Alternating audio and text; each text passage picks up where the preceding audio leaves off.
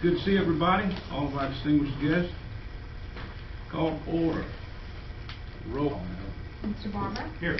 Mr. Blackstock? Present. Mr. Farmer? Here. Mr. Scarce? Here. Mr. Warren? Here. Dr. Miller? Here. Mr. Davis? Present.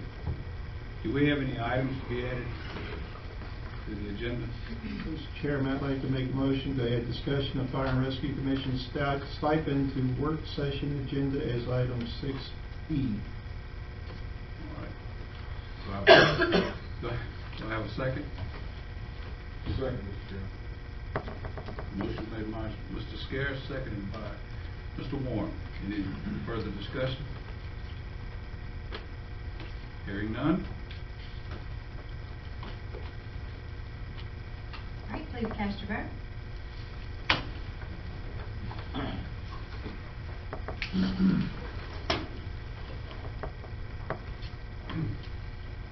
All votes have been cast. I will now close the vote. Motion carries. Moving on to item 4, approval of the agenda. Can I have a motion for the approval of the agenda? Mr. Chairman, I make a motion we approve the agenda amended as made by the last motion. Second. Approval by Mr. Blackstock, second by Mr. Barber. Do we have any further discussion?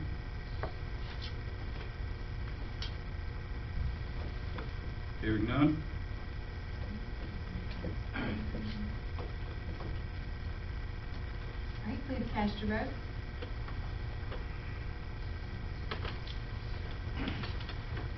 All votes have been cast. I will now close the vote.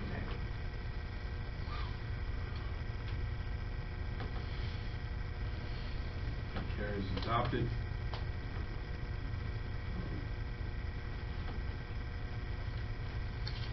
For the citizens' convenience, at work session and committee meetings are now being recorded and can be viewed on the same YouTube location as the Board of Supervisors business meeting. Please remember that the board's work session is designed for internal board and county staff communication, discussion, and work. It is not a question and answer session with audience. Accordingly, during the work session, no questions or comments from the audience will be entertained. Respectfully, any outburst or disorderly conduct from the audience will not be tolerated, may result in the offending person's removal from the work session. As a reminder, all county citizens and other appropriate parties as designated by the board's bylaws are permitted to make comments under the hearing of the citizens sections of tonight's business meeting. Presentations. 2019 financial statement report presentation. Mr. Farmer, Cox and Associates. Ms. Kimberly Vanderhyde. Yes, we're privileged tonight to have Mr. Scott Wickham, who is our auditor that's in charge of our annual audit each year. And so each of you should have gotten in your board packet a copy of the audited financial statements for 2019, and you do have a hard copy as well. And I'm going to turn it over to him so that he can run through some of the highlights.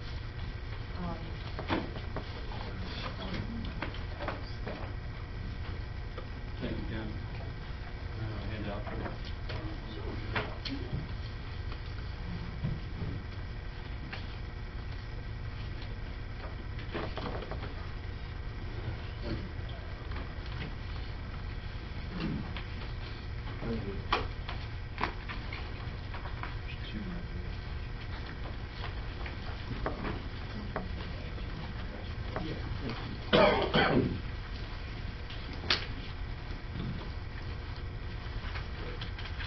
Thank you for passing those out. Thanks for having me here tonight. Again, my name is Scott Wickham. I'm partner in charge of the county's audit.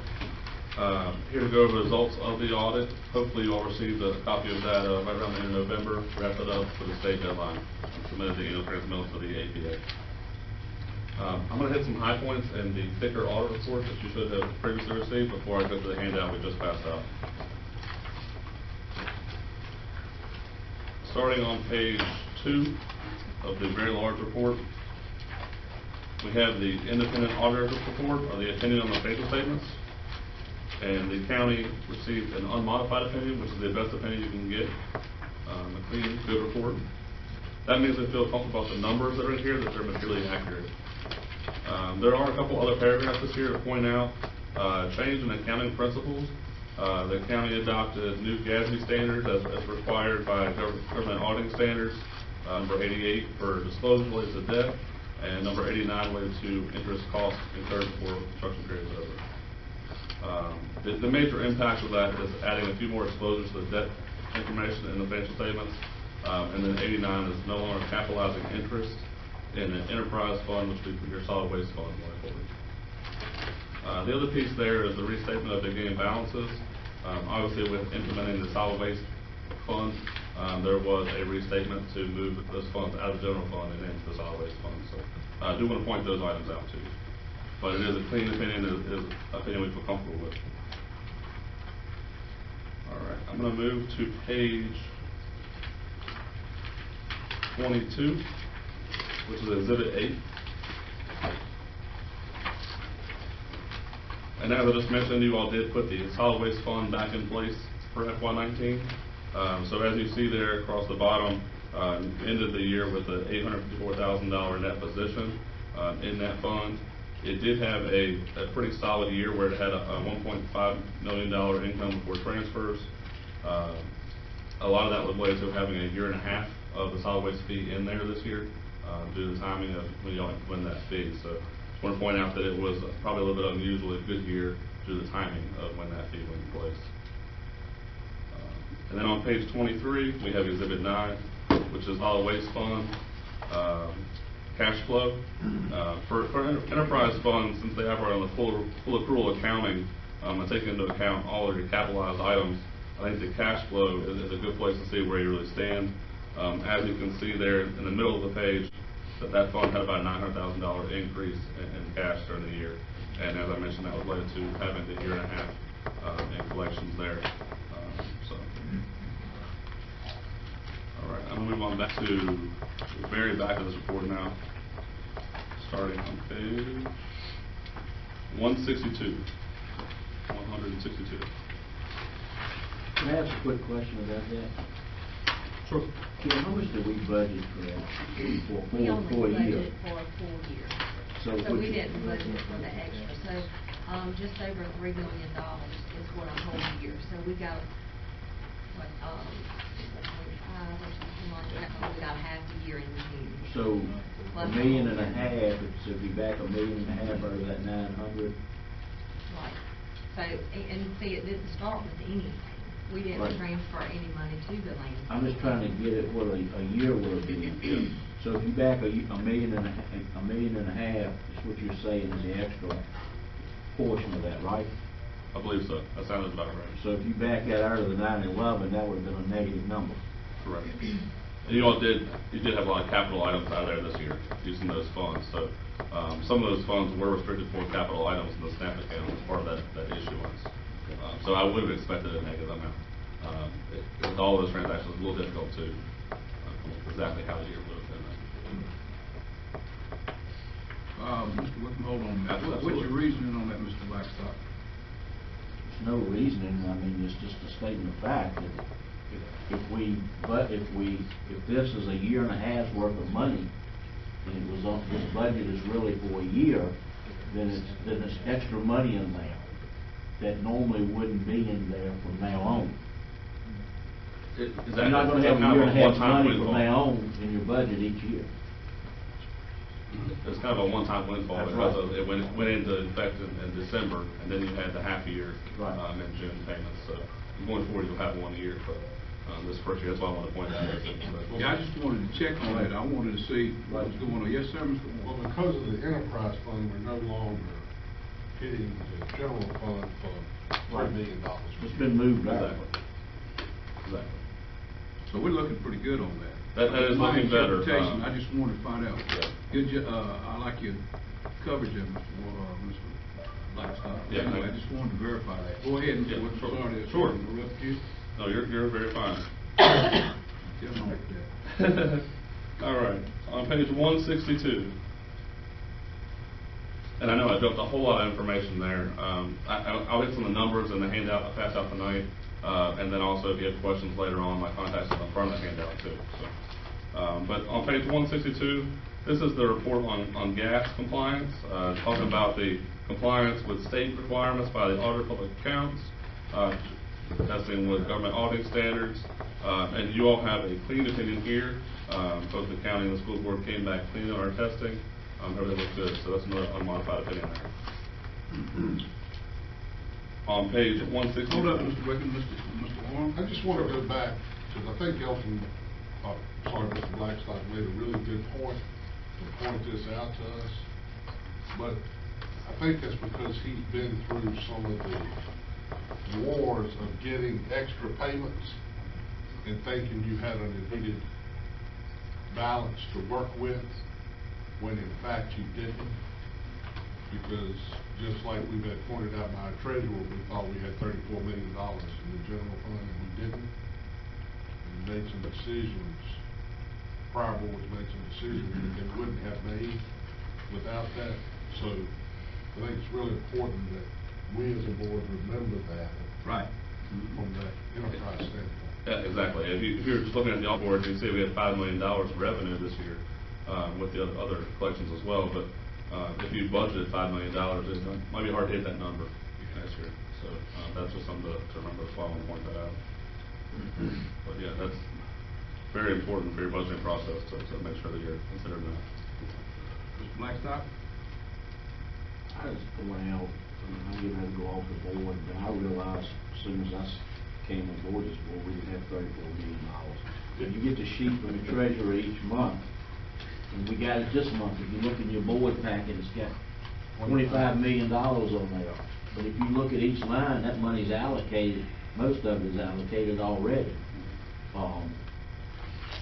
Yeah, I think some people were confused in the past, but I knew we didn't have $34 million. Yeah, and to I kind of also know if you give politicians extra money, they'll spend every dime of it. While we're in the audit report, if you want to look at page 11, which is in the management discussion and analysis that Kim has provided for us to include in the audit report, it does reconcile that treasurer's statement by fund. It kind of gives you a little more idea of where you see the cash balances. Page 11 of the audit report, the thicker report, sorry. Okay. And I think this is it's actually an unusual item to include in the MD&A, but I think it's very good because it does point out exactly cash balances, which is very helpful for your budget. And right across the top there, you'll see a number that jumps out. I was going to hit on this in a minute, but I can do it now. Your general fund, that's your cash there, the general fund. Is you got, last year in 18, you had $22 million. This year you had $17.3 million, which looks like a big drop there. And it is part of that, a big part of that, was using some of the funds. Well, actually, that is the timing of taxes. A lot of taxes were paid right at July 1st because the timing changed from June 5th to June 20th. And then there was a little bit of delay in posting in the church office as well. So that impacted it. But our accrued receivable was much higher this year because the payments in July this year were higher than they've ever been. So that definitely had a big impact on your cash level. On your fund balance level, it didn't have as much of an impact because you received it in July and it was accrued back. But yeah, So your cash isn't reconciled, but your ending balance is?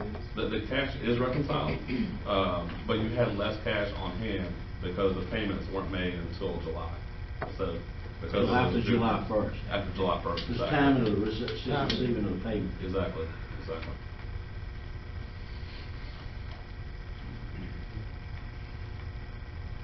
But those are good points to make, for sure. All right, on page 164, jump back to the back again.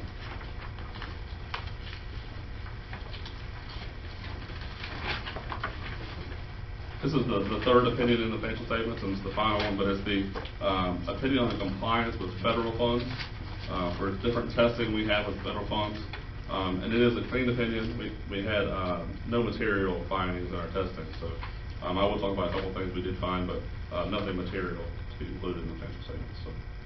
And if you're curious where your federal funds come from that were included in the testing, on page 166 and 167, quite small there, but the county school board social services received about $14.4 million of federal funds this year. And our testing was mostly related to Title I, the school board, foster care and social services, as well as social services block grant and social services.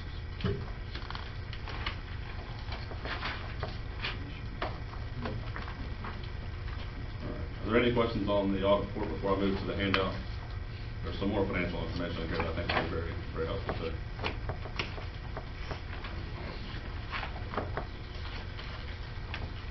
On page 11. Sure. That kind of shows exactly what you just were talking about 5 minutes ago with the taxes and fees. Yes. 2018 was a -3, this year was a +1.4. Is that what you're thinking? Yes. Yeah. Exactly. Yeah, and those adjustments at the bottom are how we get from what the treasurer reports on the cash basis to what goes into the report as a modified accrual. So that adjustment is how the fund balance gets back to a comparable number.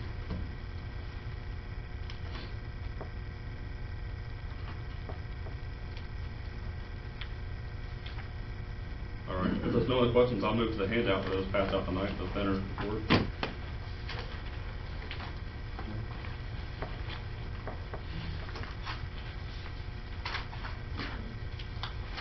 On page 2 of this handout, we have 10 years of trend information here related to the statement of net position, which is the Exhibit 1 in your financial statements, and that's a full accrual exhibit.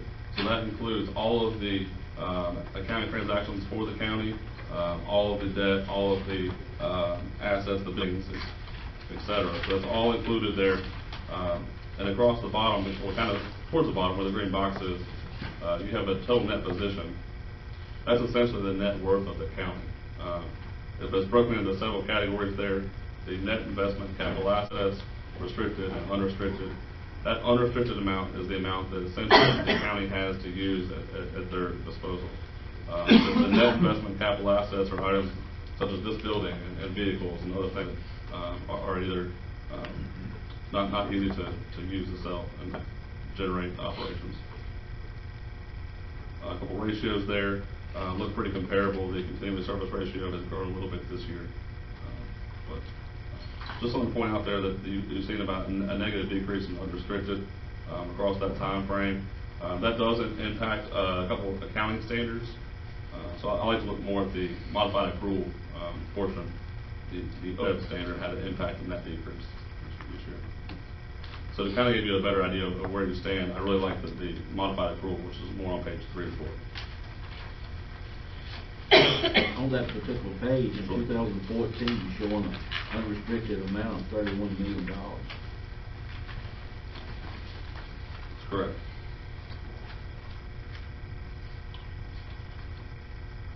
I believe it was right around then when you all started doing the pet center that was paid from cash, and you paid down quite a bit of debt from cash and around that time frame as well. Total of almost 10 million. It was $5 million. We paid $5 million down on school debt on a $20 million bond. Yes. And the pet center was somewhere around $4 million. That sounds about right. So yeah, that was about the time frame when you all used your available funds to pay for some of those items.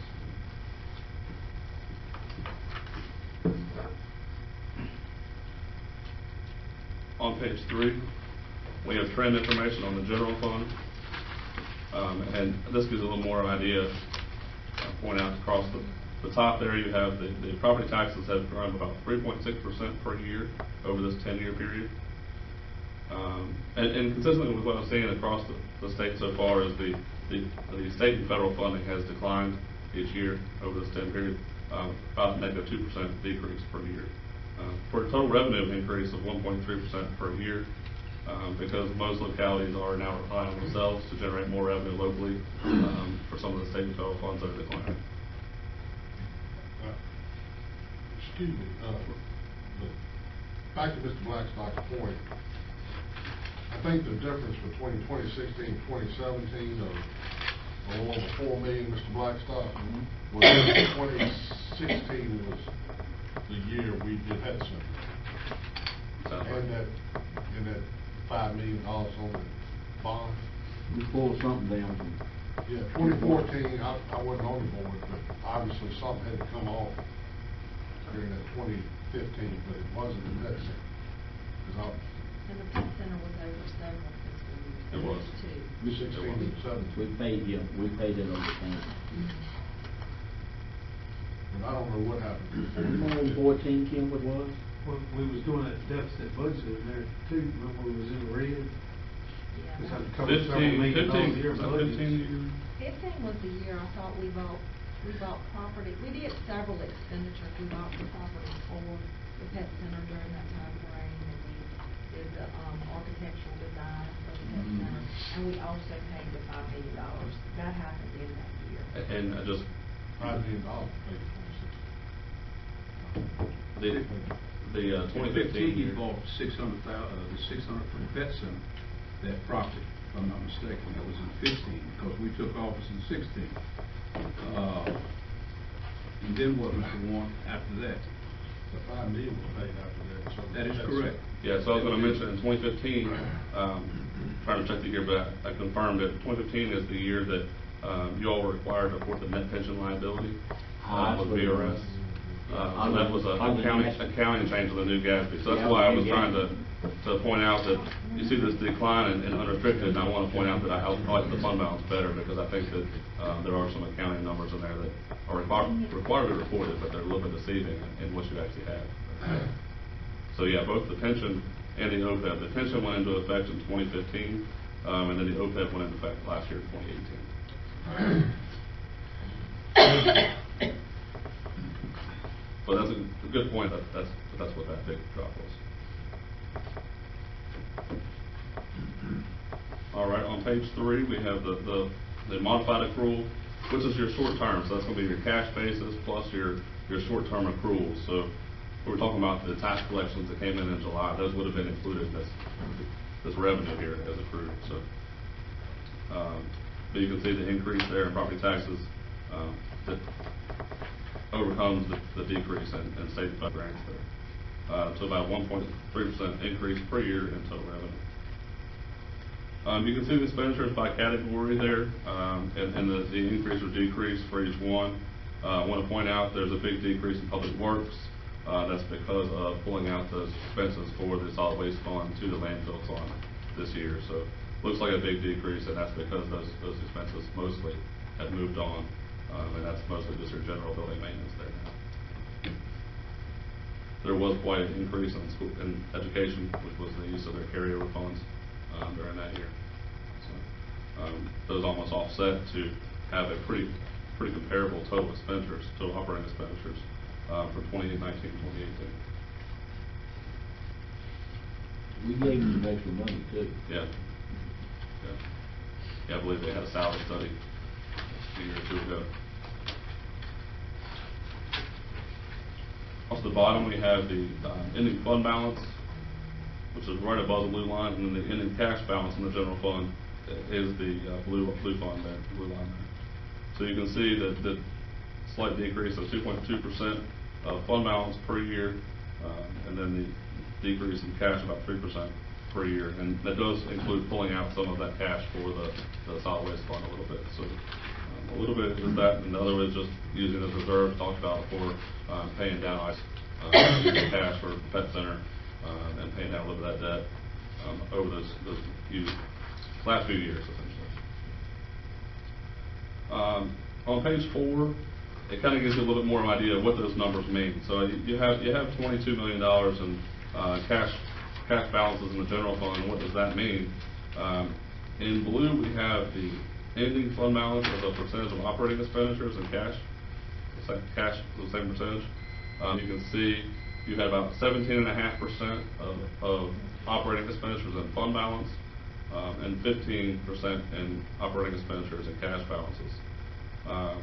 We talked about you all didn't have $30 million in your general fund because the Treasury report has various funds that are reported in there. So look at the net health financially of the county. I think the unassigned fund balance is really where you want to look at to see where you all stand. So across the bottom there in purple, you can see that the county had 14.24% unassigned fund balance as a percentage of operating expenditures.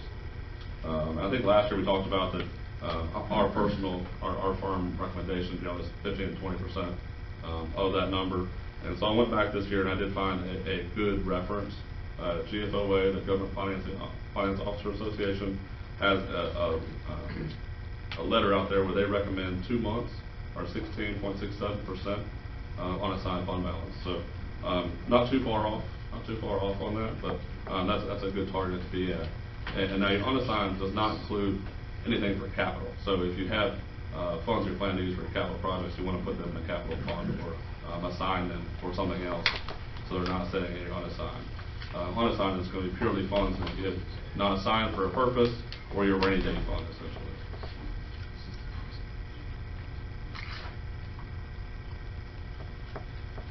All right, on page 5.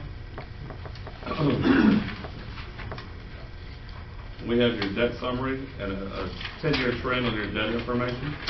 So you can see the different categories there. I want to point out that, again, that this debt is your financial debt. So this is going to include the accrued sick time and your net pension liability with VRS and your OPEB liability, not just your bonded debt. So it's a lot bigger number here than what you all have budgeted to pay in the future, essentially. Across the bottom, and counting all those liabilities for the school, you had about a $10 million decrease in those liabilities this year, mostly related to the decrease in that pension and your general principal payments made during the year. So your debt per capita is $2,800, essentially. And you may ask why I include those other items in your debt per capita calculation. That's how it's reported at state level, so I want to make sure we're comparing apples to apples there. And you are way below the state average as far as the debt per capita, so that's good to see. I did add to the bottom left here some surrounding localities, a debt per capita, and that information, the most recent I have is FY18 from the comparative cost report. The number you all have there for your county is a little bit higher than what we have reported above.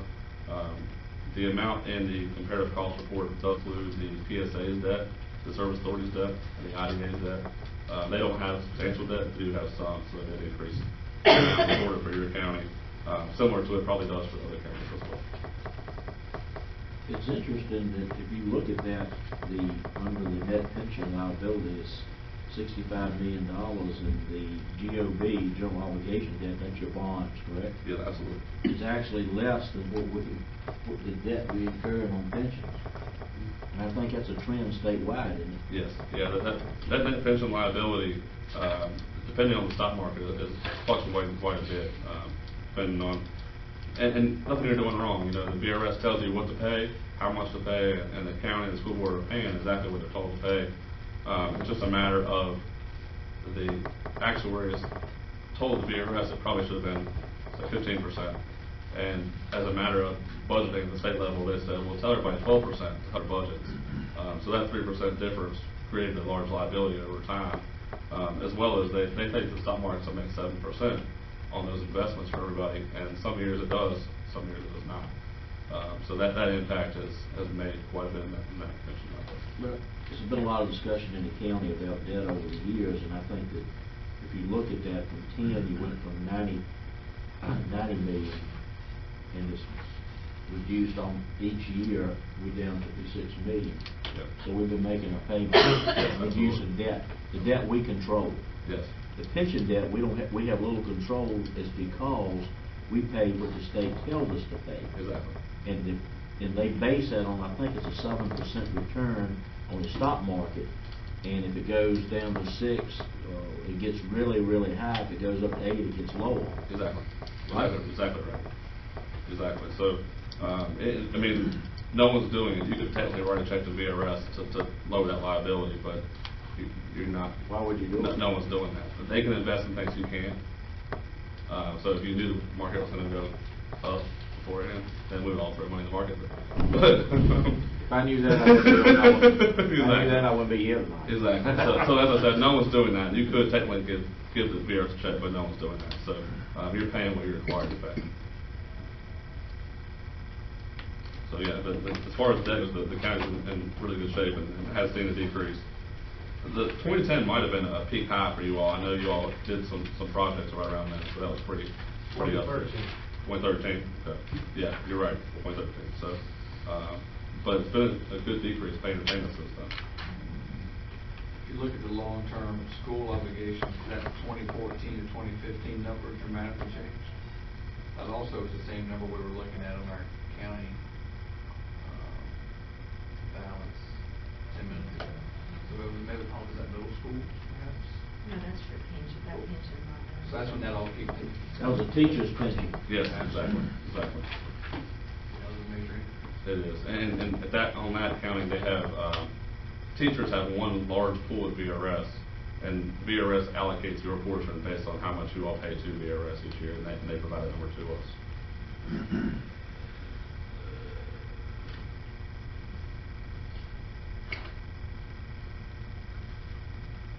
All right, on page 6, we have some assessment information.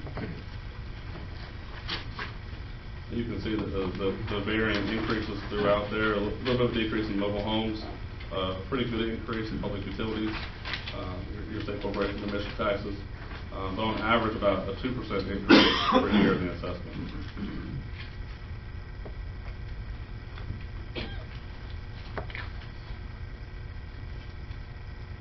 On page 7, this is pulling from that information we talked about on the previous page that had the general fund trend information. But I think it's a good visual to see where your revenue comes from in a percentage-wise and see where it goes. As you can see there, 56% of the general fund revenue are property taxes. Right below you can see that 27% of those go to education and 26% public safety and so on. You probably can see that the general administration there is 5%, which is really low, so that's good use of the dollar.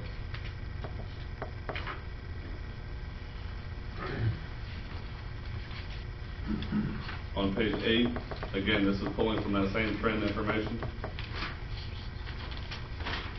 It gives you a little bit of visual graph there.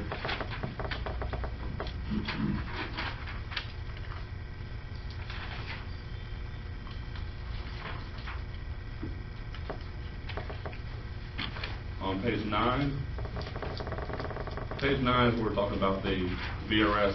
We just talked about this in pretty in detail, so I don't kind of go over it again, but as Mr. Blackstock was talking about, VRS expects to make 7% on their investments.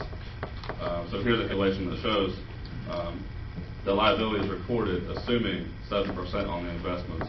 Obviously, you all know the market has been way under that and over that times, so that's truly an estimate. I want to point that out, that liability is recorded as an estimate of 7%, but it could be much lower, much higher, depending on how the stock market reacts.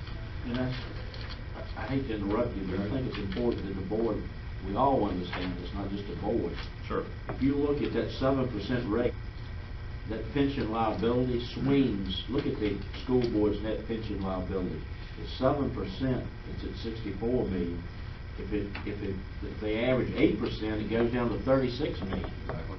And 9% will reduce it even more. Yeah. But if you swing back the other way, it starts going up big time. Exactly. And that's why I had this here, is to point out how big of an estimate this is. I mean, that's 1% of the stock market is Big deal. big deal. It's not just the stock market, it's what VRS is invested in. It is, exactly. It is. The stock market could go up, but if they make the wrong investment, this could be... Very true. Very true.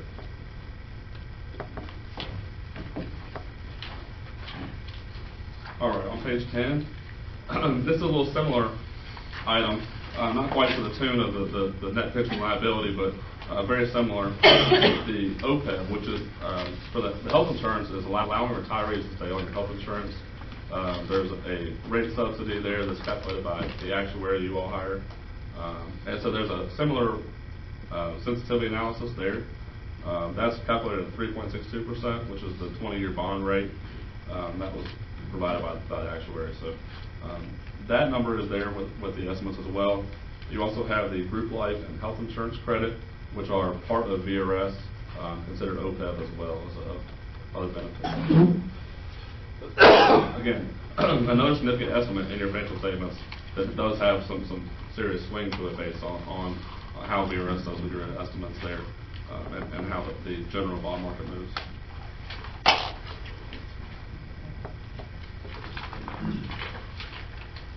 On page 11 and 12, we have a handout here that discusses one of the new standards coming into play, which is leases. Starting next year, all leases will be reported on the financial statements. Currently, if you went out and rented a building, and had a 3-year rental on that building, if there's material, it'll go in the notes saying that we have a operating agreement, we're gonna rent this building and pay this much over this time. Going forward, you will record that as a liability on your bank statement, saying we have committed to paying this amount, and you will have a right to use that building offset. So no bottom line impact, but there will be a change in the financial reporting. And likewise, if you're leasing the building to somebody. How about school buses? Because if they have a long-term lease, would they go down as an obligation then? That will still be a lease purchase, assuming they're gonna own the bus at the end of the deal. So that will still be considered debt as far as our debt. But we want to go ahead and get this out there so you have some more information on that. There are 2 significant GASBs coming into play next year. This is one of them. The other one is fiduciary funds. The more of an impact we'll have related to that. I don't have a handout for that one because we're actually still discussing with BDOE what their plans are for implementing. It will have a sizable impact with the school activity funds, which is the funds held at the high schools and middle schools. Those funds will probably show up in your audit report next year, but the level of where they show up is what we're discussing with BDOE to make sure that everybody's on the same page. I don't think it will have much impact for the county next year, but it will for the school board for sure. All right, on page 13 and 14, this is a report that we're required to submit to the APA regarding additional testing that we do for that net pension liability, in an effort to help make sure the liability is accurate, in an effort to help make people's retirements are accurate. And our testing came back clean. We go into the BRS system to look at birth dates and salary amounts and those sorts of things to make sure that they're correct. So testing at both the county and school came back clean with no issues noted.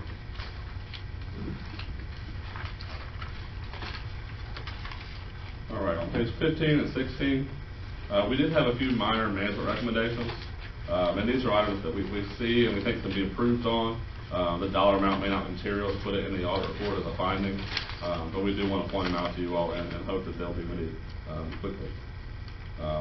We did go down to the pet center this year. This was the first year that you all had, first fiscal year you had taken it over as managing the entire center.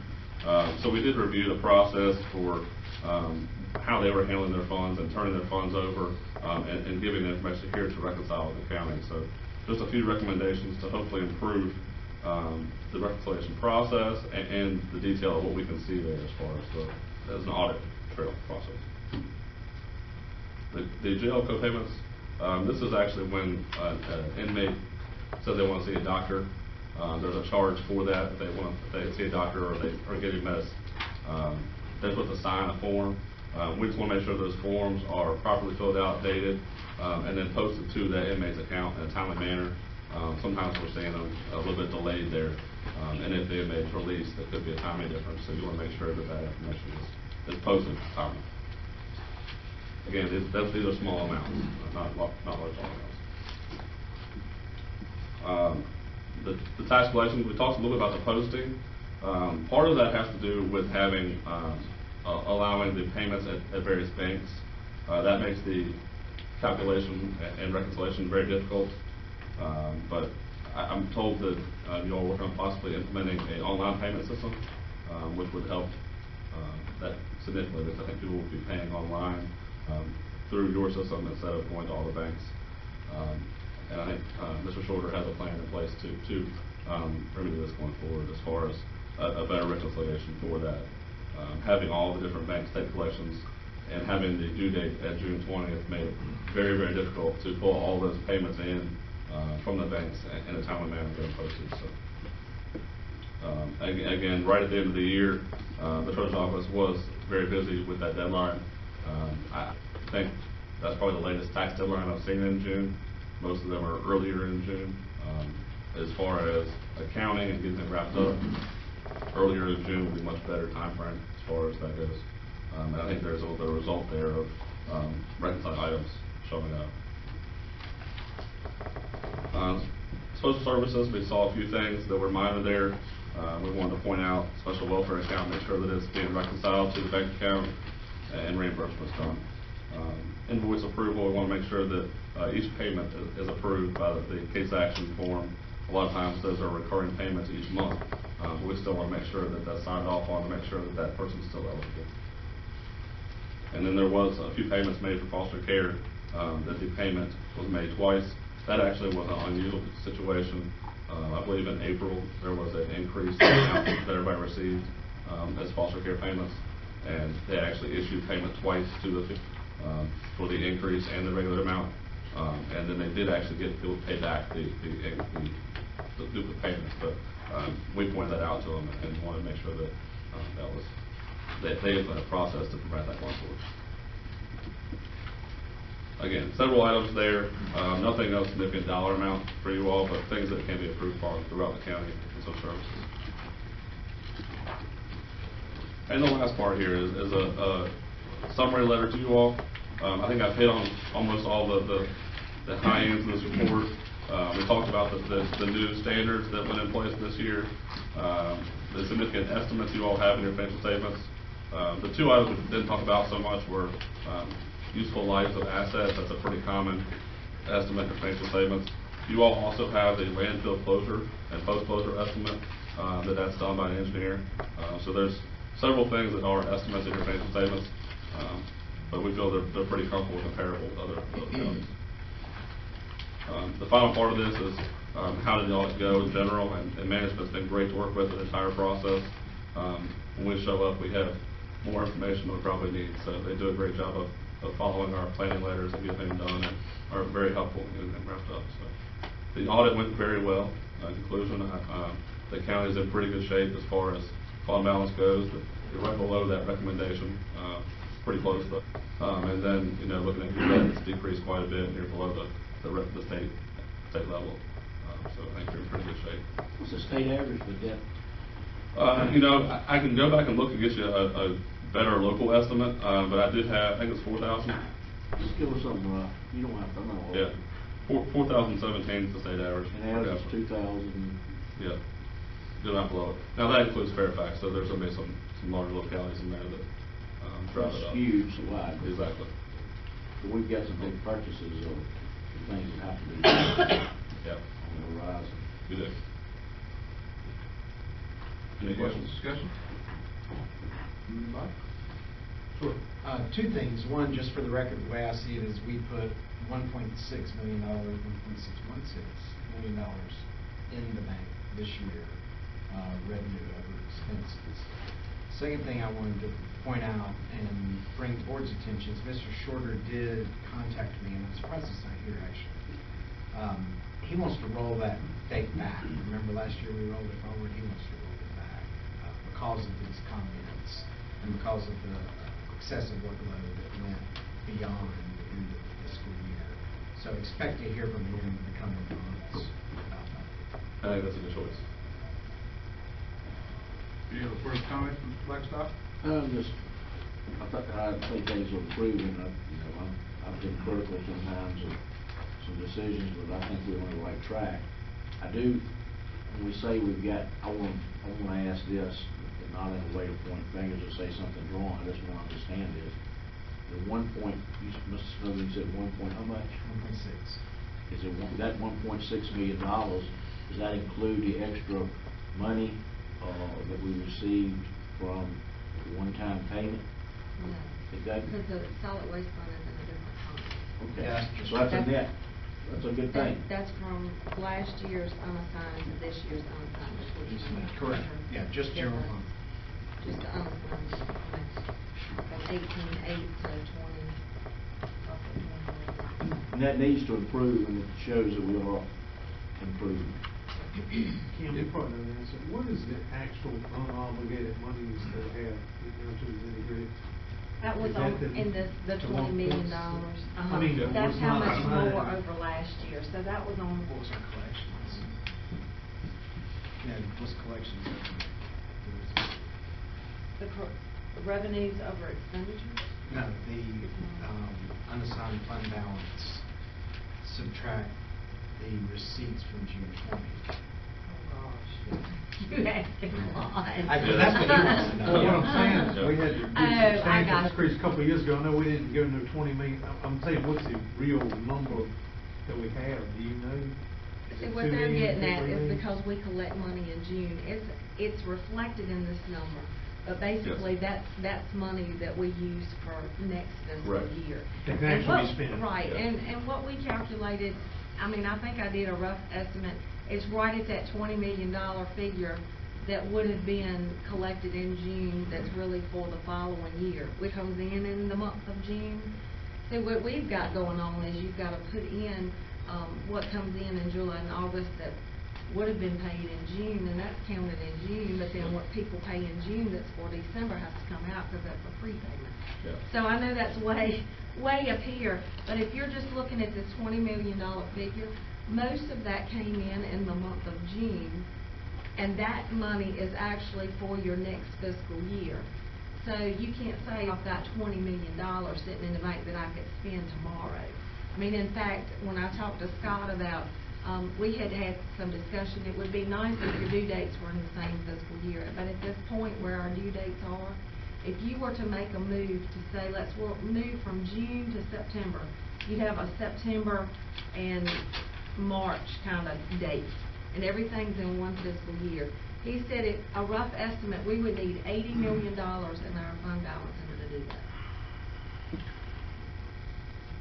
Yeah, that's- Because you're losing a half a year of money. So as long as you're on this trend that you're collecting in December and you're collecting in June, as long as you never change from that, you never see that this $20 million is for next year. You see what I'm saying? Yeah, But it is. But however. You this have to year, bear that in mind. With a later date in June, it should not be as much collected and entered during the month of June as. See, all of that's pulled in. You pulled on Yeah. that. That's all That gets pulled back accrued to back. June. That's my comment. Yeah. Almost like an accounts receivable. It does, exactly. You have a 60-day So it's accrual. So payments within 60 days of year end that were for the June due date are pulled back in and shown as a receivable. I think me and Davis were on the right track. Out of the 20 million, you couldn't spend $20. It's That's what we're- I mean, that's it's what I'm pretty saying. We don't much actually that, have I mean, 20 we would be million. in the hole if we were to say, okay, everything that came in June, we're gonna spend it. Right. Yeah. We've manufactured the water. Not to duplicate, as Mr. Warren said, not to duplicate the past mistakes. That's not the real number that we can actually spend. It's obligated. It's prepayment, I guess what you're saying. That's right. For next year. Council. It's confusing, Council. but Council works. it's not $20 million sitting there. I know that. Yeah, unfortunately, as an auditor, we're looking at it as one point in time. And as of June 30th, you didn't have plans to spend it. There was no FY20 at that point. It was at June 30th. I understand what you're saying. Cut off because- date. Yeah, essentially, you all have already made a budget and are halfway through that one now, so. I deal with simple numbers. I remember you come in and give us that audit and then said, we got a jack tax of 13, 14 cents. Well, we can't even meet our obligation. That's simple math. The audited math didn't make sense Yeah. at that time. Yeah. But then she explained this money up front that we don't have. But at that very point too, as far as, I mentioned that the GFOA recommends 16.67% of unassigned fund balance there. That is a general locality. That's not taking into account any industrial things that are happening or any local economics, or the fact that you all collect most of your money 10 days before this date. So that's something to consider when we look at that number is your number probably should be a little higher than that, considering most of your money was paid right then. If you looked at, in September, it may not be that healthy. And to Mr. Snowden's credit, unfortunately, a lot of people did not understand the cash flow reality of that until he started pointing it out. Yep. People that have been involved in budgeting and others did. Because a lot of people were confused that money could be, was extra money, which it was not. Yep. And Mr. Snowden, that was part of what his educational tour around the county was pointing that out. And I've been very harsh on him over the years, and I don't always agree with him, but that's one of the things, I didn't realize that many people thought that money, I did have some citizens approach me and say, y'all got $30 million up there and you're raising taxes. And I knew we didn't, but I didn't. I hope most people don't think of it, I think a lot of people did. Yeah, you think about it a little bit like this, like, we have $30 million, but we're not getting paid for 6 months. That's like a personal paycheck, not getting paid for 6 months. Any further discussion? I would ask one question. Sure. I know you studied the numbers. We got two on this board that are numbers literate. I'm looking for an honest answer. From 1 to 100, where do you rate us?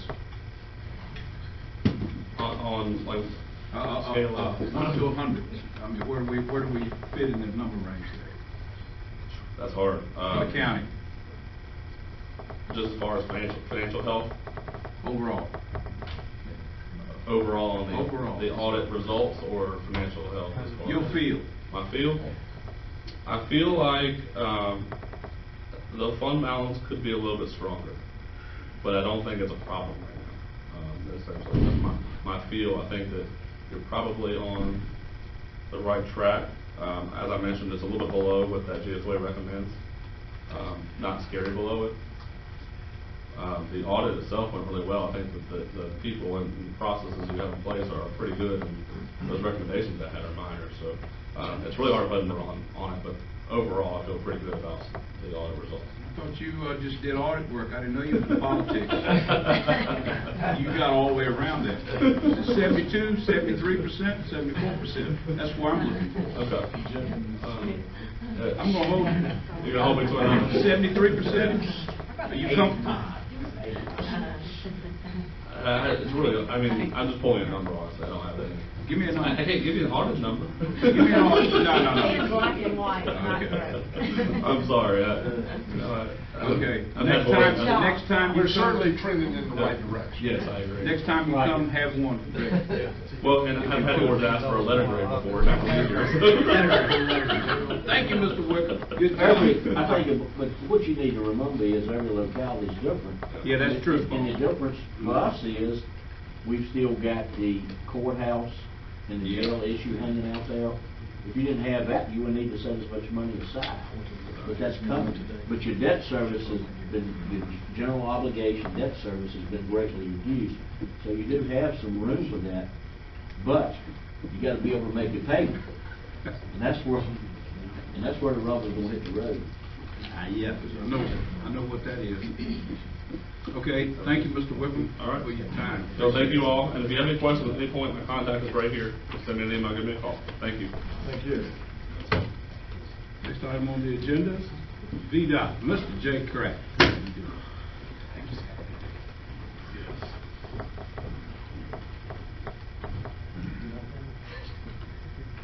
Good evening. I won't take much of your time, but basically what I wanted to do tonight was to bring you up to speed on what we've got going on with our bridge program.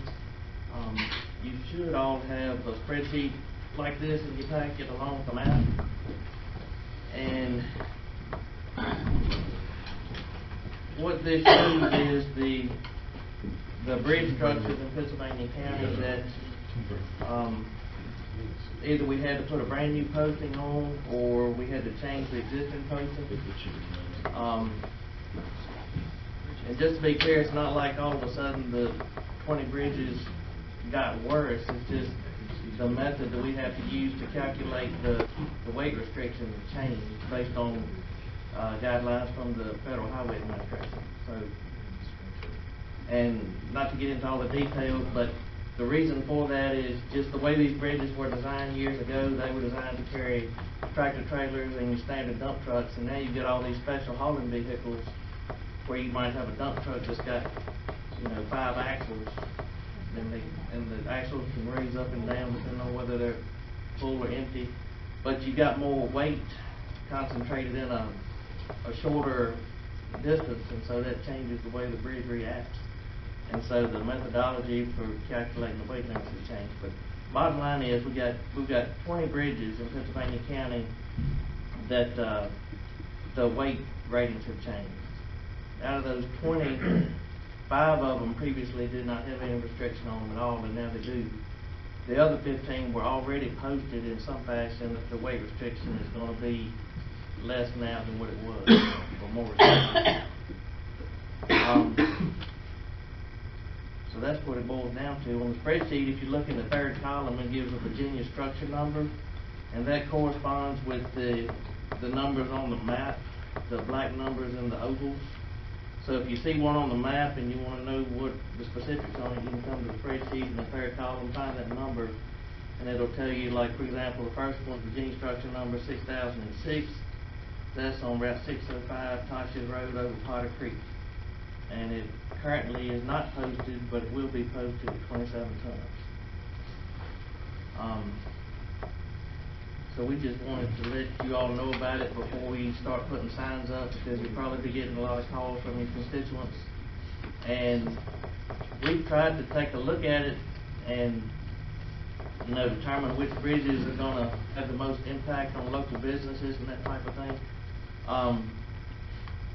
But we wanna hear from you if something comes up that we didn't think about, you know, you've got a particular business that's getting severely impacted, we wanna know about it,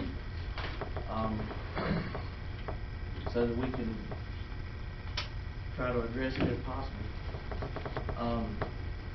All of the ones on this list here are secondary routes, so hopefully there won't be a major impact. I think the biggest impact is gonna be to the logging industry, and that's so random, you never know where they're gonna be. They're just all over the place. So we're just gonna have to work with them as issues come up on a case-by-case basis. Also, we did have one that was on a primary route, but we've worked it out to where traffic's really not gonna be restricted. And that's Route 29 in the northbound lane over the Bannister River. That bridge was gonna have to have a weight limit posted on it. So what we did was we ended up necking down the traffic to one lane, so that only one lane of traffic at a time can go across, and that makes it where it doesn't have to have a weight limit. Because, you know, it's a two-lane bridge, so when they do the numbers, they're assuming the worst-case scenario of two fully loaded trucks side by side going across the bridge. So by necking it down to one lane, that makes it so it doesn't have to be restricted. Where's that bridge at? It's right on, just right at the radio station, just south of High Squeeze. I got you, right over the top. Yeah. Just did the work yesterday. Yeah. You had noticed the work yesterday. So really, the only restriction is traffic will have to slow down to 45 miles an hour to go through there, and neck down to one lane and come out. They won't have to come to a complete stop or anything. Mr. Craddock, have these numbers been shared with fire and rescue so they can be proactive if they've been using some bridge with their big trucks and tankers in particular? No, we have not specifically talked to the fire and rescue folks. That's a little bit in flux right now, because right now there's not been a determination made as to what to do with emergency response vehicles. Okay. So that's one reason it hasn't been brought to their attention. Right now, they're somewhat not effective. We're not really sure what we do yet. Okay. That's kind of a vague answer. Well, We haven't been given direction from central office at this point. I'm certainly concerned about the businesses, but I'm more concerned about safety and life. Mr. Garrett? I just want to say, at last NPO meeting, these numbers were coming out from VDOT, and I passed that on to Chris, so Mr. Slink is aware of these changes. I don't know if he's reached out to you to find out how that's going to affect everything, but he's aware of the changes. Right. Well, like Kenneth said, we don't have a official answer for you yet, but in my way of thinking, if it's a two-lane bridge and a fire truck comes up to it, they can stop and make sure there's nobody coming in the other direction and they going across. Because like I said, these numbers are for two trucks passing each other. If it's a single-lane bridge, that's when we're going to have issues. So if you notice, a lot of the bridges are like 19 tons, so you can assume that you stop the traffic, you get pretty safe repair. It's a 38. 38 tons across, so, and we don't really have a good handle on volunteer fire departments equipment they have. We know generally not new. A lot of times it's been handed down to somebody else, so it's probably not the latest and greatest, maybe not the largest. Maybe it doesn't have the capacity of some of the larger vehicles. So some unknowns there. And I think that's why they hadn't really come out with a.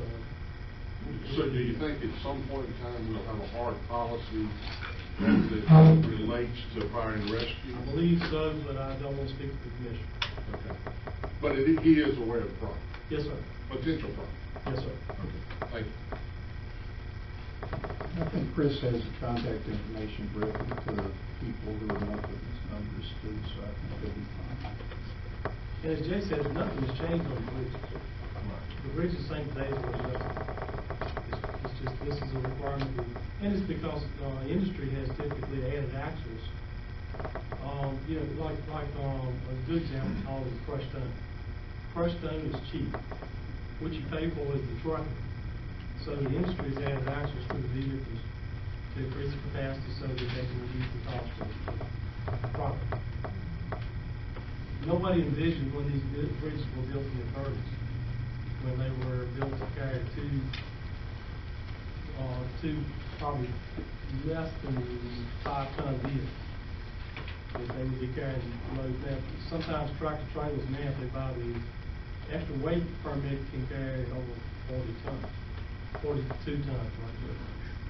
Right, with the we have met with the aggregate producers and concrete folks, so they're aware, asphalt and concrete. We've also met with all the delegates and made them aware. And we just know that once the signs go up, people are gonna probably start calling, and they'll probably either be calling you guys, or they'll be calling the delegate, or we're not really sure what phone calls are going. Pennsylvania County is the last of our 10 counties that we've talked to.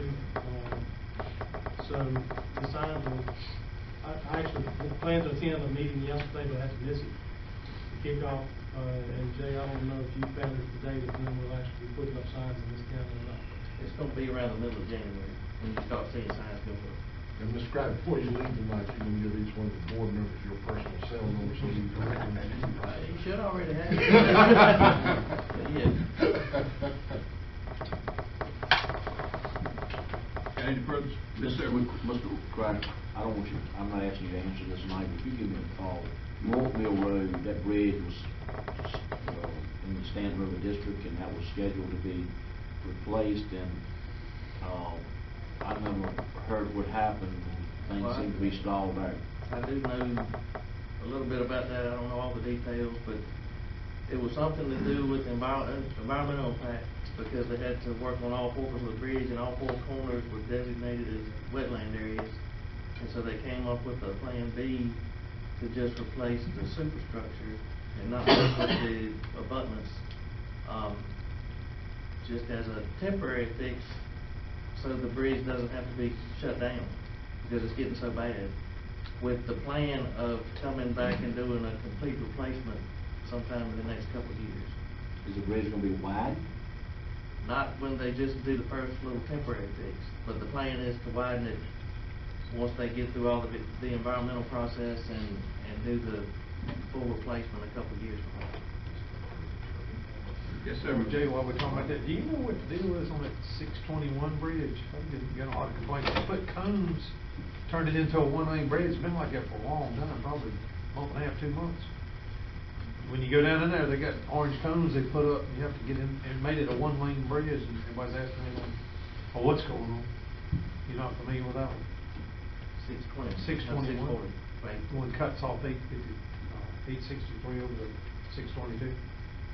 I'll find out, but I'm not familiar with that one. I just was curious. I'll call you, give you exactly.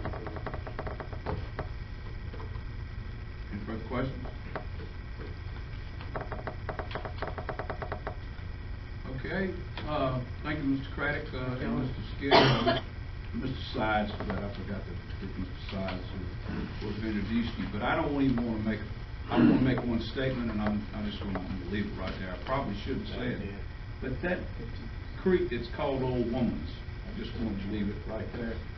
Have you had any problems with that particular creek area? The Old Woman's Creek, that is? I'm not sure where you're talking Comes about. up the same. It says, I was just asking, that's the name, that's 400 people that crossed that, I just noticed that. right there on That 13. will either be in my district or either 892. Ben's district, or when the creek goes into Leesville Lake. Okay. I was just, it piqued my interest. I was wondering if there was an old man's creek down there. But anyway, thank you, Yeah. Mr. Craddock. I do appreciate your time. Did a great job. By the way, I want to thank VDOT for the great job you guys did in my district, on the bridges. I mean, some of them went, really quick. And I do appreciate you guys. You did a wonderful, phenomenal job, in my opinion. So I do want to thank you for that. We appreciate that, and we are down to one bridge in Pennsylvania County and one in Halifax. And they're both currently under construction, 730 is Pennsylvania County. Currently, under construction, and we will hopefully be finished with the damage from the property going by. I mean, it just, you guys just, everything went, you had changes, but you really, a lot of complaints died down pretty quick, very quickly, so I do It was an appreciate it. extreme team Yeah. effort from everybody in our district, the bridge crew, the traffic people, everybody, even down into North Carolina. We called on the neighbors Sure to did. concern, so, thank you very But much. that was a job well done, and, so I'm just letting you know that I do appreciate it from my end. Thank you, guys, appreciate it. All right, moving on to, so we're not go through that one. Mr. Scarce, Silver Creek, no through truck discussion. And Mr. Craddock's gonna stick around and help us if we've got any questions about this. All right. I had an issue, I don't know if any of you guys have been on Silver Creek, but it's not a very wide road. It's hard enough for two regular vehicles to pass each other in opposing traffic. And this year, a dump truck was using it as a cut through from Mount Cross to Stony Mill Road. And it lost control and pretty much right in front of a car vehicle. It took up both lanes of the traffic, and a girl almost lost her life because of that.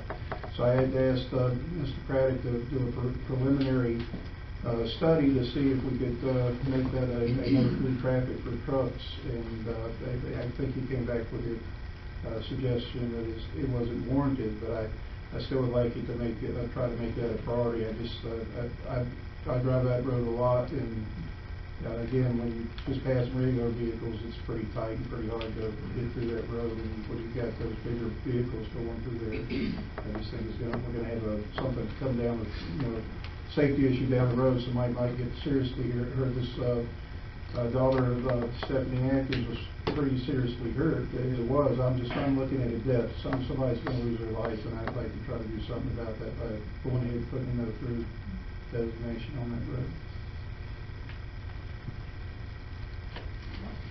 Any comments from the people?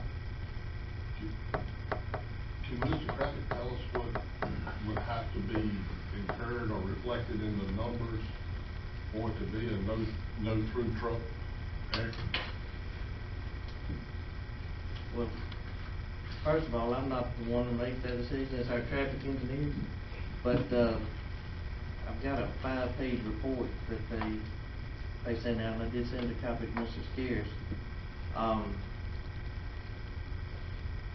So it's very detailed, but, and I'd be happy to send this to all of you if you want to take more time to think about it and discuss it next month. But, I guess they did a traffic count. They determined that there's only 8 tractor-trailer type trucks that come through that road per week. So the average is about 1 a day. And they looked at, the geometry of the road, and they just basically felt like that it wasn't warranted because there were so few trucks that use the road. But if the board feels like they would like to see a restriction there, this was just a preliminary recommendation. You can make a formal request. You have to have a public hearing, and then you'd probably want to hold off on your final decision until after the public hearing, and then make a formal request for a resolution to VDOT. And then the state traffic engineer in Richmond will get involved. At this point, only the Lynchburg district has looked at it. And they would do a full detailed study, which the preliminary seems pretty detailed, so I don't know what exactly they would do different. But I just don't know if it would come back any different than the results of the preliminary study. When was the study done? Their time. The request was put in at the end of August, so I might as well say September. It was August 27th, and we got the final report back in the middle of November.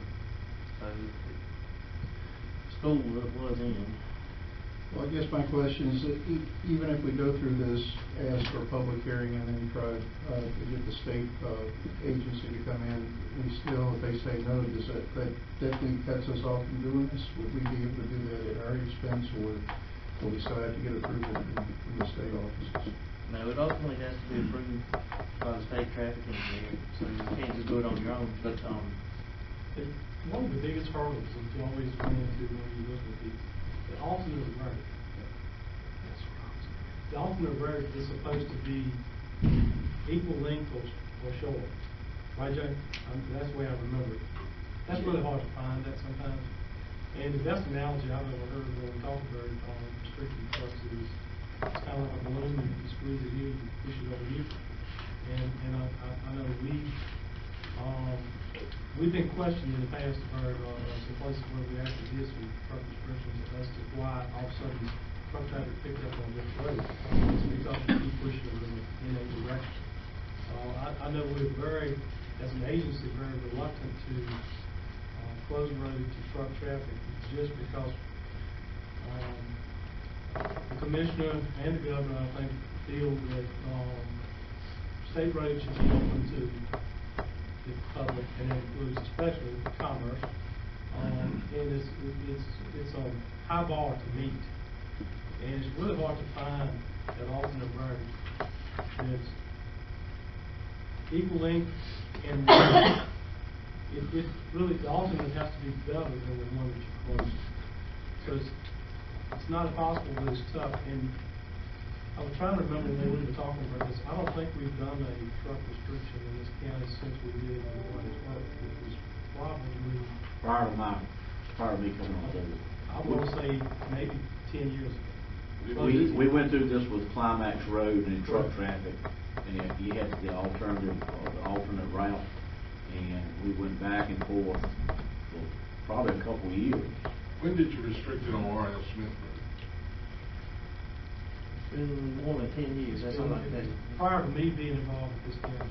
I mean, I traveled this road too, that Mr. Scarce is talking about.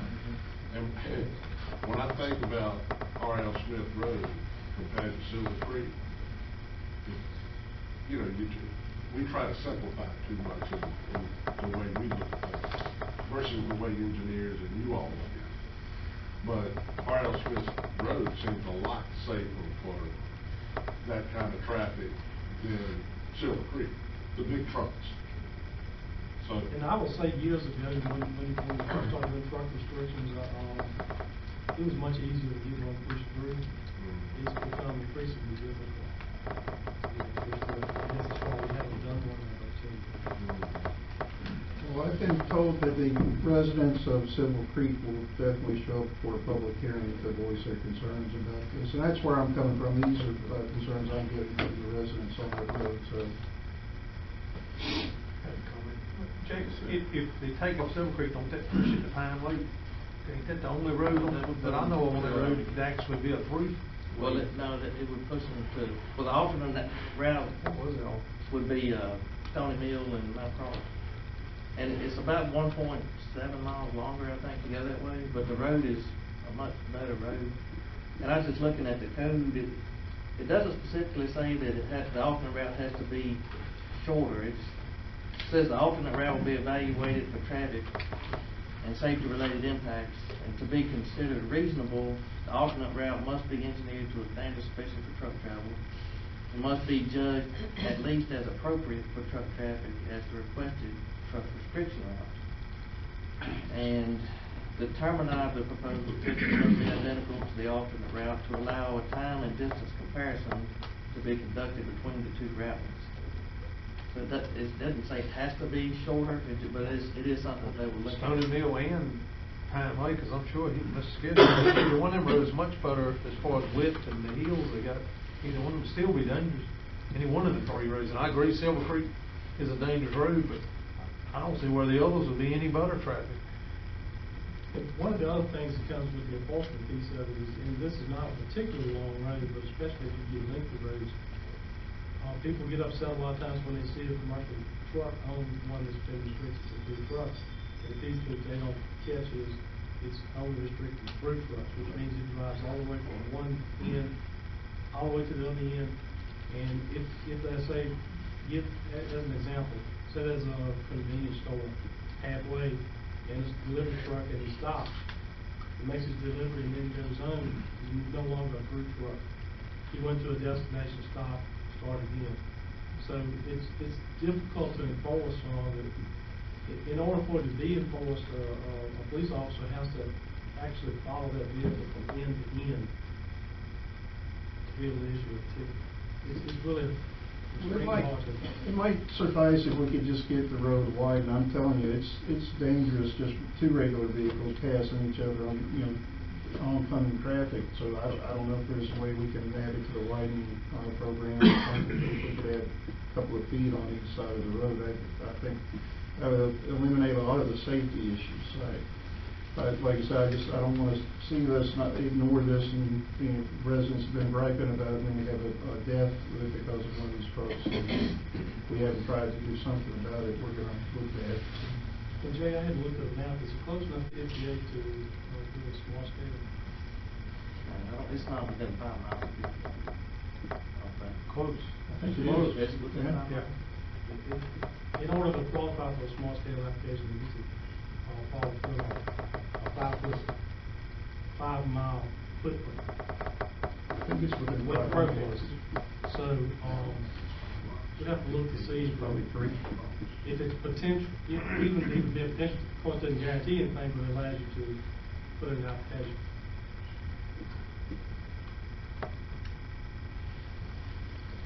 Well, I guess, what is your recommendation on going through with the public hearing stuff? Do you think in your opinion, what are the odds that it would be approved or turned down?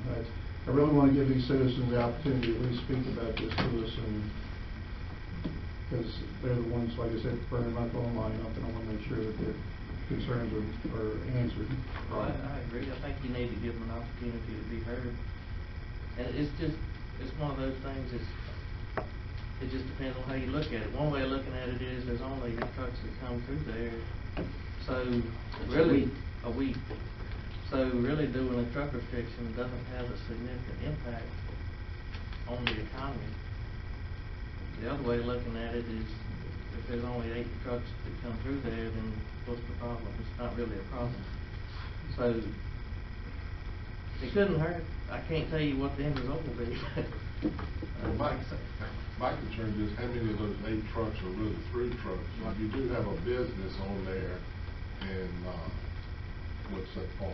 Owens Farm. Owens Farm, where they have a lot of venues and stuff. I mean, they could easily be coming in from one end and dropping off and turning around and going out on the same end. They don't have to go back to the same end, they can go on through. Yeah, still not through traffic. Well, that's not the dangerous part of the road.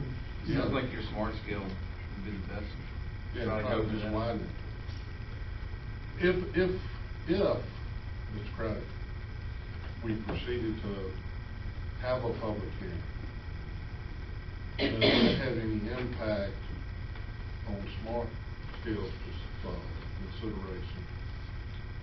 I don't think it would have an impact on the smart scale application, but it may have an impact on the through truck restriction study. That's the whole reason behind having a public hearing. And, I remember years ago when there was talk about doing a truck restriction on Climax Road. I mean, you had people from both sides coming out. I mean, the trucking industry came out to speak against it. In this case, you probably won't have that. The only problem we had one time, every road you restricted, that's what I said, I think fix the road, because every one we did, they moved to another road, and then they'd all start coming down complaining, well, we got all these trucks on it. You're moving the problem is what you're doing. I don't think any of the roads are more safe than the other, really. Well, I think Stony, personal opinion is, I think Stony Mill and Mount Cross are much safer than Silver Creek. Mount Cross, yeah. Because when you get out, I mean, it's just, the shoulders are better, not so much the curving and all, but the shoulders are better. The right wider roads too, Yeah, so. on Stony Mill and, anyway. You could sit in and split nickels all day long. All day long. But if it's only 8 trucks through that week in that farm's over there, he's got trucks coming in there to that farm hauling fertilizer and whatever else they're doing over there. Well, that's another thing, Mr. Blackstock, is that's why I asked the question of when they did the survey, because their farm actually has peak times throughout the year, that could significantly change The number of trucks. the number of trucks. Well, it did say, just to clarify, that there was 8 tractor-trailer type trucks. So I don't know if the farm actually gets tractor-trailer trucks, or if they had, trucks pulling trailers, like pickups pulling trailers, or box trucks, or whatever, but there was actually 8 tractor-trailer trucks. And I should know the answer to this, Jay, but I'm sorry, I don't right now. When it's restricted to all commercial trucks. That would be like a box truck. It's not necessarily tractor trailers, I don't believe, but I could be wrong on that, but I think it's commercial vehicle. UPS, got it, stuff like that. I don't know the answer. I'm not sure, but I don't. Because this honestly has not come up recently. Well, it wouldn't restrict them if they were delivered. They delivered it, so UPS would go through that. It says here in the code, it says the restrictions can apply to any truck and trailer, or semi-trailer combination, or any combination of that. So you could make it just for track trailers if you wanted to. I didn't know that till just now. And this actually benefits what this created. What it was actually created for was that you had a really good highway that saves a mile long, but you could cut through a subdivision and make a half-mile trip. So it was actually, this process was created to stop the trucks going through the subdivision. This more closely mirrors the reasoning behind doing the truck. I'll bet you money they don't want to go through there because they don't want to turn to Mills Grocery. I'll bet you money on that. That's a dangerous intersection. I guarantee they take that turn because they don't want to go up in the coat. You know what I'm talking about? Can you imagine cutting a tractor trailer left right at Mills Grocery? I'm gonna tell you too why. In school traffic. In school traffic, Yeah. 25 miles an hour. Yeah, that's what I'm saying. They probably doing that just to get out of going through that intersection. I guarantee you. I mean, it goes from 25 and they run whatever through Silver Creek. And that, to me, that'd be more dangerous turning at school time with a tractor trailer up at that intersection, probably than going across that road. I mean, just me, I don't know what you think, Ron, 'cause I know you've been doing it at school That's traffic. probably why we should have done the roundabout a long time ago. Well, they killed that, they killed it, we had it, remember that? Neighbors killed it. You wanna talk about the roundabout? And I hope y'all understand, we're not talking early to pursue it, we're just telling you some of the hurdles of that. If we want to pursue it, we'll help you through the process. Well, I think, if it would be all right, I'd at least like it to do, us to do a public hearing, so you guys can hear the concerns from the residents, and I guarantee you there'll be a lot that will show up and complain, at least give them an opportunity to vent their concerns, and whether or not we go forward with this, I mean, we'll have to decide. We've got to do something, though. I don't want to see someone get hurt on this road, and I said, I feel it's dangerous for me to drive when I'm passing traffic on that road, and yeah, even a speed limit change, I hate to see a speed limit change. That might be something that can be done as well, because most people are flying on that 55, even though they're supposed to be doing 45, so I don't know. I just think we need to give the citizens the opportunity to speak to us and tell us what they want to tell us. But our chairman's not here, so we can't make a recommendation. Well, we can put it on the matters from the work session tonight.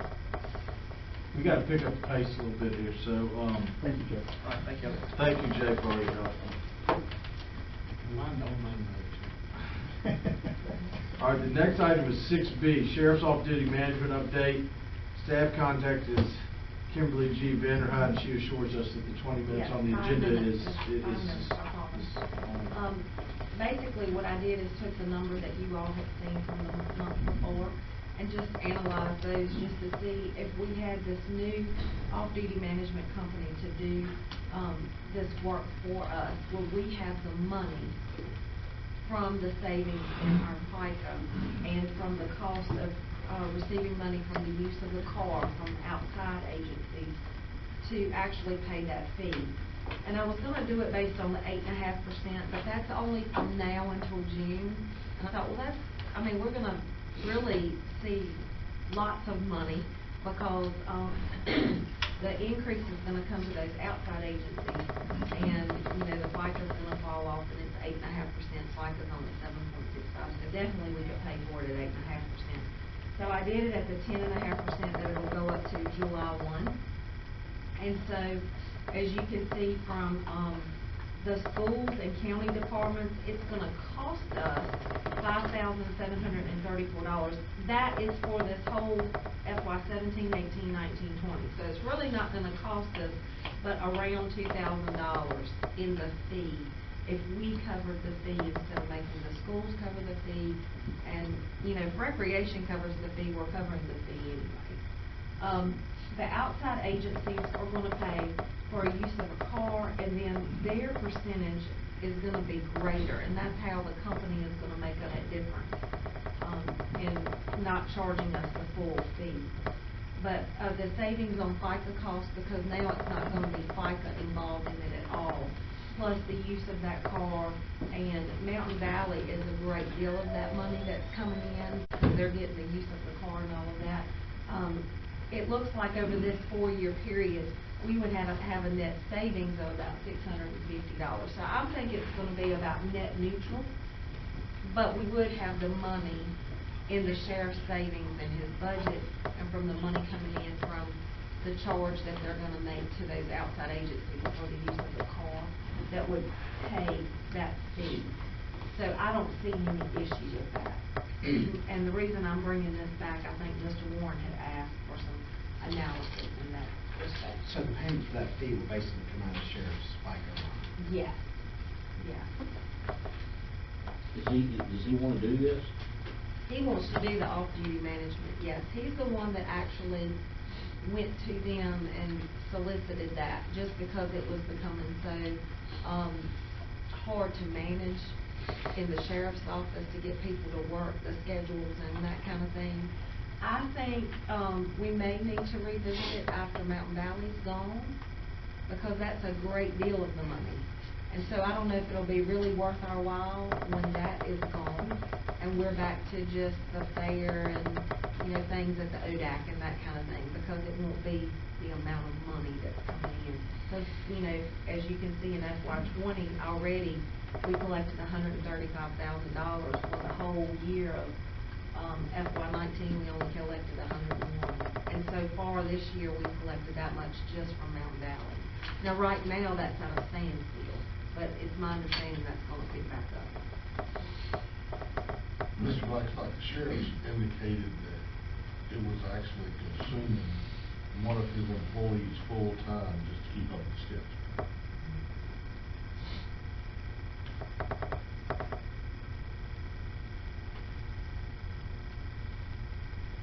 Any further discussion?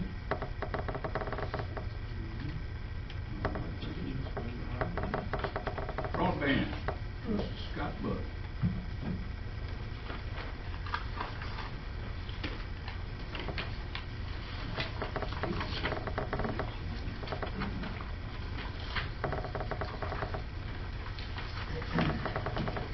Okay, thank you for having me. I think it was last year, or maybe earlier this year, you guys voted to work with CIP on help us with a strategic plan for our broadband. Part of that was to do a survey of the residents and businesses to see what's out there, what they have, are they happy with it, are they willing to pay more for something to get more services. We sent out, to begin the survey, we sent out a paper copy of the advertisement to the schools, one for every child in the school, and they were to put them in their backpacks, sent home with them. We also did a push on our Facebook page the response that we've got hasn't been what we hoped. So far, as of December 16th, we've only had 391 responses back, countywide. What we'd like, and what I'm here to do, is ask you as individual members of the board to ask your constituents directly, to, hey, we need to get this filled out, and, the more people who fill it out, the better the information, especially if you look on page 3, we have the CFA2 boundaries, which the CFA2 is the Connect America Fund Phase 2, which in River Street Networks was awarded the contract for that. What that does is that helps businesses, it gives them extra money to push out internet broadband in rural areas. So CIT has stressed that we should really push on districts 3 and 4 as well. District 3 being Dr. Miller and 4 being Mr. Davis. So what I'm asking is, if you have a Facebook page, I know some of you do, and board member elect here does, you have like maybe hundreds and hundreds of people who follow you. The county will put it out, maybe you could share it in a little blurb in there, please fill this out, and we're going to be going to businesses. I have paper copies at the library, so citizens could walk in and and they could use the library terminal, or they could fill it out manually on paper if they don't want to do it there and they don't have any type of internet at home, and bring it back in. But I don't think we've had... We have one paper copy. One of paper that, copy. But they have been picking up the flyers and hopefully filling it out. Maybe overestimating my influence. I did put it out on my Facebook, and I only had 25 responses, so... It's just, I think, honestly, a lot of people this time of year especially, they're so busy, they get a survey and, they just pass right over, but it is very important. So we're going to push it out on the county page again, and we're just asking, the board to, on their Facebook pages, to share it again and push it out. And here is the actual responses for the towns and the areas, as you can see, there should be more, but I did it, but I get surveys all the time, and I just immediately click off. But it is very important that we try to get the citizens and let the citizens know what this is and what it's for. And it's not only open to the citizens, it's open for businesses as well. Storefront businesses and at-home businesses, and this is a response we've had for home-based businesses and traditional storefronts, 10 people. So I've heard, I've had people call me, my direct line, because, they see IT, and why don't I have internet at my house? Why don't I have internet at my house? And this is part of that process of trying to get high-speed internet into more rural areas. It's not, quote, satellite-type internet. That's basically it in a nutshell, unless you have any questions, just please. Yeah, I do have a question.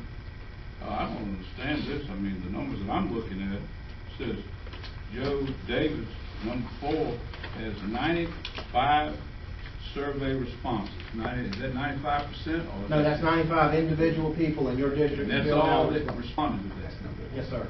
Yeah, I thought that would be number 1 right there. I mean, I thought, man, hey, we setting the bar. We're at the bottom. I didn't ask you, Colonel. You had newspaper articles at the beginning, is that correct? Yes. And I called, I gave a copy to the Register and Bee. Did I email you the copy as well? And we're trying to get everything. I mean, we could do a media push like with radio and TV, but we don't really have a budget for something like that. What if I put this on eBay? I don't know if anybody want to buy it. You never know. Okay. All right. Was it sent to all the town residents too? Yeah, and my wife is the treasurer for the town of Gretna, and she said that the next water billing, that she would stuff each envelope for each resident. I was going to talk to Tim Hamill, in the town of Chatham and see if he would do the same and. Service? Services, so I didn't think. So. Are these mail-in or internet? There's both. You could do it, like if you do not have any type of internet access at all, you can fill it out. We can give you a paper copy. Is the county gonna pay for the stamps? But you could come into a library and fill it out on the terminal at the library or manually with pen and pencil. We have copies here that Wynn can give out. Someone wants to come in and fill it out and turn it back to you. Mm-hmm. How could we put it on the cell phone? Yeah, your cell phone, you just open a browser. Okay. You click the link and it should open the All right. survey. Okay. But we did send it, like I said, the initial push was, I think it was 9,000 copies that we sent out to the schools. Okay.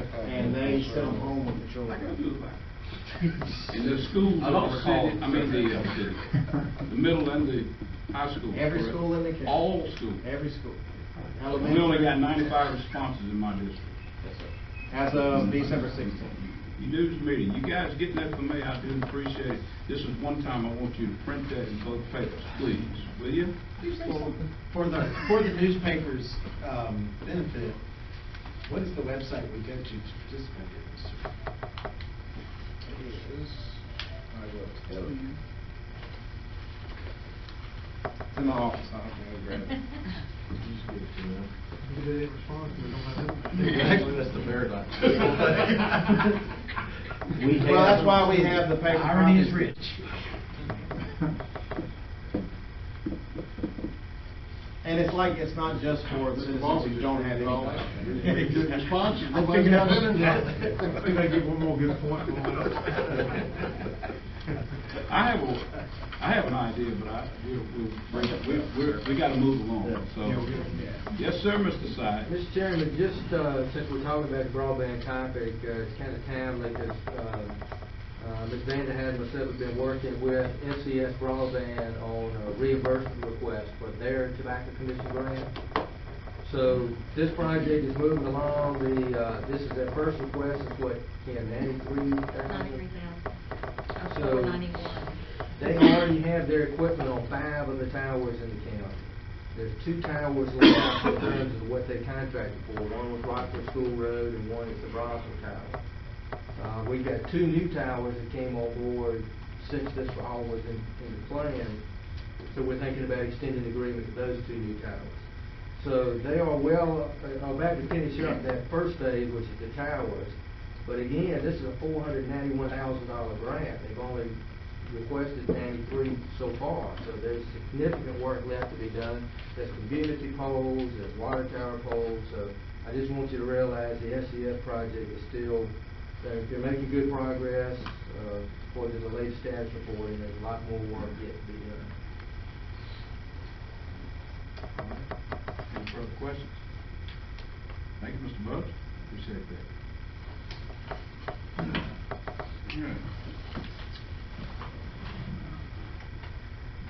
Mr. Baden Hunt. Yes. This will be brief. On December 4th, the Legislative Committee met, and there were 3 topics. And this is contained in your packet. And the recommendations from the Legislative Committee, and 2 of these will be on your agenda, to be added to your agenda tonight under matters of work session. First thing we discussed was Mr. McLaughlin, the Pet Center Director. He recommended a series of changes to Pennsylvania County Code Chapter 2 about animals. And all these changes basically did was bring our code into current compliance with new changes to the Virginia State Code. So what we're seeking tonight is just permission and authority to hold a public hearing in January to make these changes. These are minor changes, just brings us up to the current standards in the Virginia Code. Second item we talked about were potential change to the solar ordinance. After much discussion and community input, we decided this time to leave our current county solar ordinance alone because it fits our needs as we are currently situated. And the third thing is that the board was presented with the 2020 list of legislative priorities, and the board is and staff is seeking the authority to formally adopt those at tonight's planning commission, tonight's business meeting. And there are 8 topics on the priority list. Number 1 is Cherry Stone Roaring Fork Dam rehabilitation funding. 2 is repurposing CPNT. 5 for Victory Academy use. 3 are county's ability to tax the same as cities and towns. 4 is increase in localities' ability to tax solar projects. 5 is the 1% county sales tax increase for school infrastructure funding.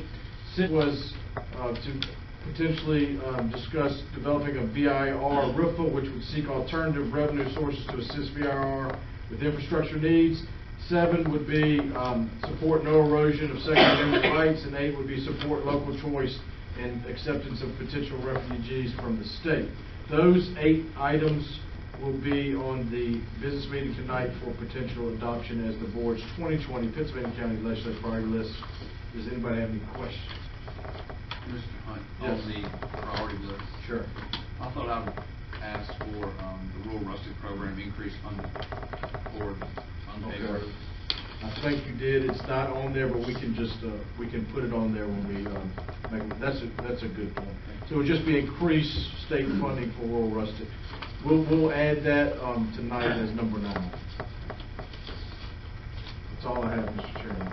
You don't need anything from us. Not until this meeting. And just a reminder, we did add a topic from Mr. Scarce at the work session, which was discussion of potential stipend for the Fire and Rescue Commission.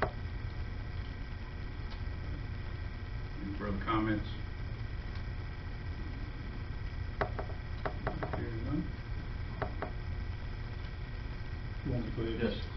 Okay, right, just wait for the chairman to give me permission to speak. Go right ahead, Mr. Scarry. We had our first Fire and Rescue Commission meeting last night, and I did mention this to the new members on the board, and I don't think they expect this, but I think it's only fair with the way we give stipends to some of the other committees and stuff. The vital work these guys are going to be doing for the county and taking us into the future for fire and rescue, I think. And the work we're going to have to put in probably this first year that they're developing standard operating procedures and all the stuff that's going to come with the job.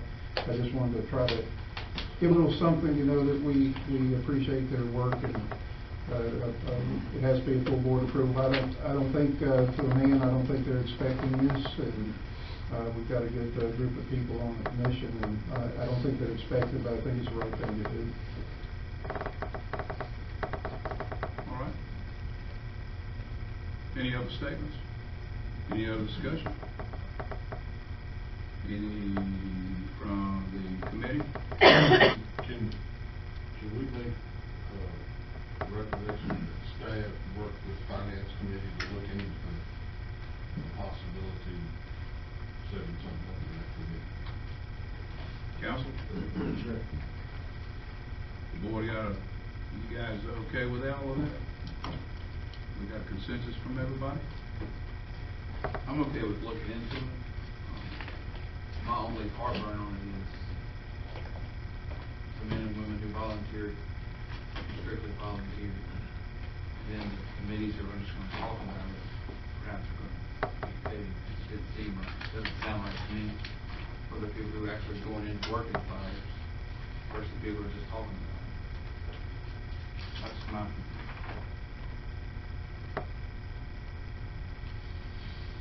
Any further discussion?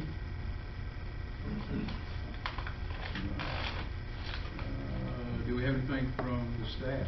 Just as a reminder, there will be some recommended changes to this evening's agenda, including a resolution to pursue one of your legislative agenda items, which is adding a 1% sales tax to be put toward school capital expense. And that's going to be added as well as a few others. I think that's the most significant. Yeah, unfortunately, this is sometimes how the cookie crumbles, but we have more things added to tonight's meeting than we typically have, and it's primarily because legislatures have approached us after this agenda was created and have asked for resolutions to prepare them to fight for us in January, during the General Assembly. So we have a revision to a resolution to potentially name a bridge after Roy P. Byrd Jr. All that's changing is they want some language that we would buy the sign and put the sign up. Then we have a resolution that allows us to support the reviewing of legislation with local fiscal impacts, give us more time to look at those before the state acts on this. Mark Peak out of Lynchburg asked for us to adopt this resolution. Then Danny Marshall asked us to adopt a resolution in support of increasing the sales tax by 1% to fund school capital needs. And then we just have a couple from management work session. But those resolutions, we were approached by legislators after the agenda had been created, and they need these in hand when they start the General Assembly in January. So that's why we're kind of piling on you here at the end. We apologize for it. Further discussion? All right, I adjourn the meeting.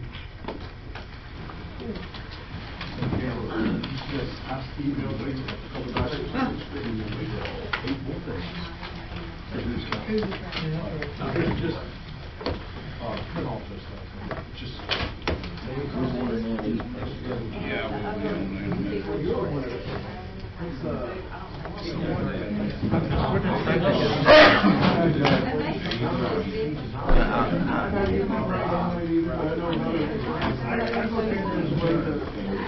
we